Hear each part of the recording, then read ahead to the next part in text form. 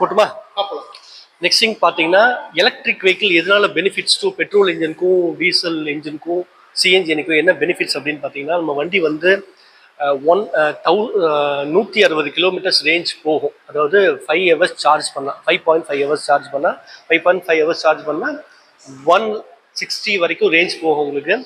இதே இந்த 160 ரேஞ்ச் போகிறதுக்கு நீங்கள் ஒரு பெட்ரோல் போடணும் அப்படின்னு பெட்ரோலில் வண்டி ஓட்டணும் அப்படின்னு கான்செப்டில் பார்த்தீங்க அப்படின்னா 1 லிட்டர் பெட்ரோல் இன்னைக்கு வந்து 102 ரூபா. சரிங்களா?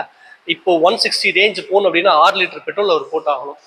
ஃபார் எக்ஸாம்பிள் 30 கிலோமீட்டர்ஸ் ஒரு வண்டி கொடுக்குது அப்படின்னா 3 லிட்டருக்கு அவர் 300 ரூபா செலவு பண்ணி ஆகணும். 4 லிட்டருக்கு 400 ரூபா செலவு பண்ணி ஆகணும். சரிங்க? இப்போ 4 லிட்டர் போட்டு அவர் வந்து 120 கிலோமீட்டர் போவார், இல்லை 5 லிட்டர் போட்டு 150 கிலோமீட்டர் போவார்.